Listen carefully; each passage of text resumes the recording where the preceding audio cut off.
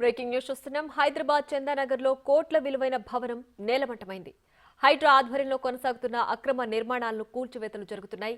ఇదే క్రమంలో హఫీజ్పేట్ డివిజన్ వైశాలి నగర్ లో ఎఫ్టీఎల్ ల్యాండ్ లో అక్రమంగా నిర్మిస్తున్న 3 భవనాలను హైడ్రా అధికారులు గుర్తించారు. నిన్న ఉదయం మొదలైన కూల్చివేతలు అర్ధరాత్రి వరకు కొనసాగాయి. ఈ రోజు ఉదయం నుంచి మళ్లీ కూల్చివేతలు మొదలుపెట్టారు. 3 భవనాల్లో ఒకటి పూర్తిగా కూల్చేయగా మూడో నిర్మాణం కూల్చుతున్నారు.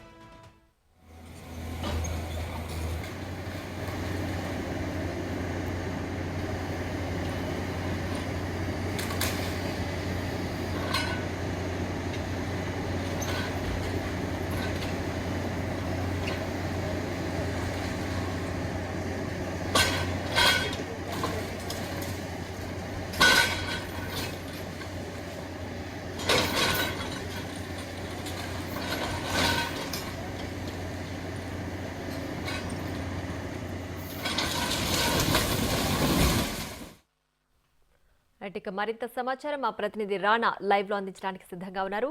రాణా, చెప్పండి, హైడ్రా అధికారుల అక్రమ కట్టడాల కూల్చివేతలు మొదలు పెట్టారు కదా, ఇవి ఎప్పటి వరకు కొనసాగే అవకాశం ఉంది?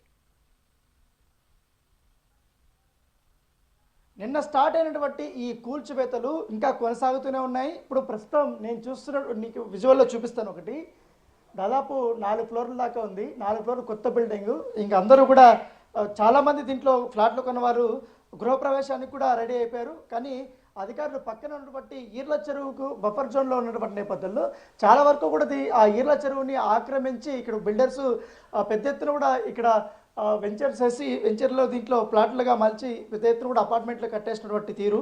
సో అవన్నీ తెలుసుకున్నటువంటి అధికారులు ఆల్రెడీ నోటీసులు ఇచ్చినప్పటికీ నోటీసులు ఇస్తే ఎవరు స్పందించకపోవడంతో అధికారులు వచ్చి పూర్తిగా ఇక్కడ కూల్చేసినటువంటి నేపథ్యం అయితే కనపడుతుంది. నిన్న డిఆర్ఎఫ్ అధికారులు కానీ అలాగే హైడ్రాకి సంబంధించిన అధికారులు కానీ లోకల్ పోలీసులు వీళ్ళందరూ కూడా పెద్ద ఎత్తున ఇక్కడ సెక్యూరిటీగా ఉండి మొత్తం ఇక్కడ కూల్చేసినటువంటి నేపథ్యం కనపడుతుంది. సో ఇక్కడ వాళ్ళ స్థలమైనట్టుగా పూర్తిగా టెంట్లు వేసుకోవడము, ఇక్కడ పని వాళ్ళతో కూడా ఇక్కడ పనులు చేయించుకోవడం ఇవన్నీ కూడా చేస్తుంది. ఇంకా పక్కనైతే ఏకంగా చెరువు ఆక్రమించేసి ఒక ఫ్యామిలీ కోసం, ఎవరైతే వాచ్మెన్ ఫ్యామిలీ కోసం సపరేట్గా ఒక గదిని కూడా నిర్మించుకున్నటువంటి పరిస్థితి కనపడుతుంది. సో దాన్ని కూడా పూర్తిగా అధికారులు ఇప్పుడు ఖాళీ చేసినటువంటి నేపథ్యం అయితే కనపడుతుంది. అయితే ఇక్కడ ఒక్కొక్క ఫ్లాట్ దాదాపు 1.5 దాకా కూడా కొన్నట్టుగా తెలుస్తుంది. వారిని ఇప్పుడు ఎవరు ఆదుకుంటారు, వారికి ఎవరు డబ్బులు తిరిగి ఇస్తారనే దానిపై కూడా ఎవరికి అర్థం కానిటువంటి పరిస్థితి. అయితే బిల్డరే దీనికి అంతటికీ కూడా డబ్బులంతా కూడా కట్టించాలనేసి కూడా వీళ్ళందరూ చెప్తున్నటువంటి నేపథ్యం కనపడుతుంది. ఈ 3 బిల్డింగ్స్ కూడా చాలా కాస్ట్లీ. ఇక్కడ ఎందుకంటే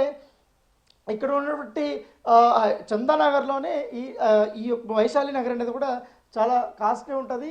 పైగా ఇక్కడ కొనాలంటే మినిమం 1 కోటి నుంచి 1.5 కోటి వరకు కూడా ఒక్కొక్క డబుల్ బెడ్రూమ్ కానీ ట్రిపుల్ బెడ్రూమ్ కానీ ఉంటుందనేసి కూడా వాళ్ళు చెప్తున్నారు. ఇప్పుడు అంతా కూడా ఈ 3 బిల్డింగ్లు ఇప్పుడు నేలమట్టం చేసినటువంటి నేపథ్యం కనపడితే మరొక బిల్డింగ్ అటువైపు రైట్ సైడ్ ఉంది కూడా మరి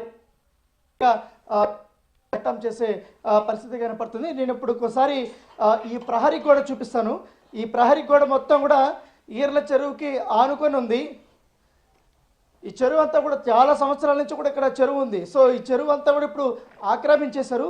ఇక్కడంతా కూడా ఇట్లా ఈ టైప్లో మొత్తం గోడలు కట్టేసుకున్నారు. అక్కడ మాత్రం ఈ చెరువుకు సమీపంలో మొత్తం కూడా ఒక వాటర్ పోవడానికి ఒక నాలలాగా కూడా ఏర్పాటు చేసుకున్నారు. అయితే అది నేల ఏర్పాటు చేయడం వల్ల ఇదంతా బఫర్ జోన్కి రాదనేసి కూడా ఇక్కడ ఉన్నటువంటి వాళ్ళందరికీ కూడా నమ్మించడం జరిగింది. నమ్మించిన తర్వాత వీళ్ళకందరికీ కూడా ఎవరైతే సేలింగ్ పెట్టేసి వచ్చిన వాళ్ళకందరికీ కూడా ఆ చెరువుకి ఇక్కడ ఉన్నటువంటి భూమికి ఎటువంటి సంబంధం లేదని కూడా నమ్మించి అమ్మేసినట్టుగా మనకు సమాచారం అవుతుంది. సో ఇప్పుడు దాదాపు చాలా పెద్ద స్థాయిలో ఉంది కాబట్టి ఈర్ల చెరువు ఇదంతా కూడా, దాని పక్కన ఇంకా చుట్టుపక్కల చాలా వరకు కూడా ఆక్రమ కట్టడాలు ఉన్నాయి కాబట్టి వాటినంతా కూడా మేము కూల్చేస్తామనేసి కూడా అధికారులు చెప్తున్నటువంటి నేపథ్యం కనపడుతుంది. మరోవైపు నిన్న చూస్తాం మనం ఓల్డ్ సిటీ లాంటి ప్రాంతంలో చాలా సమస్యాత్మకమైనటువంటి ప్రాంతం, అక్కడే ఈ అక్రమ నిర్మాణాలు కానీ పూర్తిగా కూల్చేశారు. సో దాదాపు అక్కడ 50 కుటుంబాలు కూడా అపార్ట్మెంట్లలో ఇల్లులు తీసేసుకున్నారు. ఆల్రెడీ వాళ్ళు అక్కడ ఎప్పటి నుంచో 2-3 సంవత్సరాల నుంచి కూడా అక్కడే నివాసం ఉంటారు.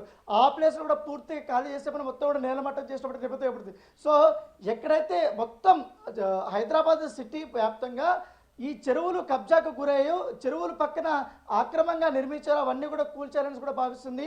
ఎందుకంటే గతంలో మన 10 ఏళ్లలో చూసాం ఎప్పుడైనా వర్షం పడుతుంటే పూర్తిగా హైదరాబాద్ అంతా పలు లోతట్టు ప్రాంతాలు కానీ కొన్ని ప్రాంతాల్లో ఈ వరకు కూడా నీళ్ళు వస్తాయి, మొత్తం కూడా బ్లాక్ అయిపోయినటువంటి ఇబ్బంది పడుతుంది. ఎందుకంటే నీళ్లు లేక కూడా చాలా ఇబ్బంది, సమ్మర్ వచ్చిందనుకో వాటర్ స్టోరేజ్ లేకపోతే చాలా ఇబ్బంది పడ్డారు. ముఖ్యంగా మాదాపూర్ లాంటి ప్రాంతం, మణికొండ లాంటి ప్రాంతంలో నీటి ఎద్దడితో చాలా ఇబ్బందులు పడ్డారు. సో అవన్నీ దృష్టిలో పెట్టుకొని ముఖ్యమంత్రి సపరేట్గా హైడ్రా ఒక టీంని ఏర్పాటు చేసుకున్న దానికి ఆయన చైర్మన్ గాను అలాగే కమిషనర్గా రంగనాథ్ని ఎప్పుడైతే రంగంలోకి దింపారో మొత్తం గతంలో 10 సంవత్సరాలకు ముందు ఏవైతే చరిత్ర కలిగినటువంటి చెరువులు హైదరాబాద్కి వాటర్కి జీవనాధారంగా ఉన్నటువంటి చెరువులు ఏదైతున్నాయో వాటిని అంతా కూడా గుర్తించమని చెప్పారు. గుర్తించినప్పుడు పూర్తిగా అవంతా కూడా ఆక్రమణకు గురైపోయి కనీసం కొన్ని చోట్ల అయితే చెరువులే మాయమైపోయినటువంటి పరిస్థితి కనపడుతుంది. అక్కడ ఏరియాలో ఎక్కడ చెరువులే లేవు, కానీ రికార్డులో మాత్రం అది గవర్నమెంట్ భూమి, ఫారెస్ట్ భూమి లాగా, అగ్రికల్చర్ ల్యాండ్ లాగా, రెవెన్యూ భూమి లాగా కొన్ని రికార్డు ఉన్నప్పుడు కానీ అక్కడికి వెళ్తే మాత్రం అక్కడ ఏమి భూమి ఉండదు, మొత్తం కూడా ప్రైవేట్ పరమైపోయి వాళ్ళందరూ కూడా ఇట్లా పెద్ద పెద్ద అపార్ట్మెంట్లు కట్టేసినటువంటి పరిస్థితి కాబట్టి సో అవన్నీ కూడా ముఖ్యమంత్రి దృష్టికి వచ్చింది కాబట్టి వీటిపైన ఖచ్చితంగా కఠిన చర్యలు తీసుకోవాలి.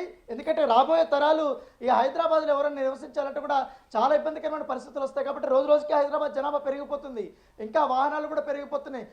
ఈ టైంలో డ్రైనేజ్ సిస్టమ్ అంతా కూడా చాలా వరకు ఇబ్బంది అయిపోయింది. ఇట్లా పూర్తిగా చెరువులంతా ఆక్రమించేసి వాటిని వాటర్ స్టోరేజ్ లేక కాకుండా రోడ్ల మీదకి వచ్చేయడం, లోటర్తో ప్రాంతాలు వచ్చేయడం, ఇవంతా నాళాలు నిండిపోవడం, ఇవంతా ఇబ్బంది పడుతున్న నేపథ్యంలో ప్రభుత్వకరమైన కార్యాన్ని తీసుకొని వచ్చి ఎటువంటి ఒత్తిళ్ళకి తలగకుండా ఎటువంటి రాజకీయ నాయకులు ఇన్వాల్వ్మెంట్ లేకుండా పూర్తిగా తన పనిని తాను చేసుకుంటూ ఈ రకమైనటువంటి పనులకి తెరలేకపోయింది. దాని తగ్గట్టుగానే ఇప్పుడు మనం విజువల్లో చూస్తున్నట్టుగా ఎంత పెద్ద కాస్ట్లీ ఏరియానా ఖచ్చితంగా ప్రభుత్వ భూమిని కానీ చెరువులు కానీ ఆక్రమిస్తే ఎటువంటి చర్యలు తీసుకుంటామనేది కూడా చాలా స్పష్టంగా ఇప్పుడు ప్రభుత్వం ఈ యొక్క కూల్చివేతల ద్వారా కూడా ఒక మెసేజ్ అనేది పంపిస్తున్నటువంటి నేపథ్యం కనబడుతుంది.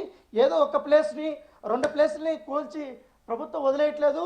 ఓల్డ్ సిటీతో స్టార్ట్ అయింది, చందనగర్లో స్టార్ట్ అయింది, నెక్స్ట్ ప్రగతి నగర్, అంబర్పేటలో ఉన్నటువంటి పెద్ద లేకు, ఇవన్నీ చాలా వరకు ఉన్నాయి. కాబట్టి దాంతోపాటు బీరాలన్ ట్యాంక్ దగ్గర చాలా వరకు ఆ చెరువు అంతా కూడా ఆక్రమణలతో నిండిపోయింది. సో ఈ నేపథ్యంలో ఇటు కూకట్పల్లిలో ఉన్నటువంటి మరొక చెరువు కూడా కనపడకపోయింది. ఇటు మాదాపూర్లో ఉన్నటువంటి దాదాపు ఎవరు అసలు ఎంత విస్మయం కల్పించే వార్త అంటే ప్రభుత్వ రికార్డుల్లో మాత్రం ఆ చెరువు ఉంది, మరొక దగ్గరికి వెళ్ళి చూస్తే అక్కడ చెరువే ఉండదు, మొత్తం ఇట్లా కట్టిపడేసినటువంటి నేపథ్యం. కాబట్టి ఆ విషయాన్ని కూడా బిగ్ టీవీ వెలుగులో తీసుకొచ్చింది. దానిపైన కూడా ఏవి రంగనాథ్ నెక్స్ట్ వీక్ నుంచి కూడా సమీక్ష నిర్వహించి ఎంతవరకు ఆక్రమణలు కట్టడాలు ఉన్నాయి ఏంటనేది కూడా ఆయన సమీక్షించిన తర్వాత దానిపైన కూడా చర్యలు తీసుకునే అవకాశం ఉంది.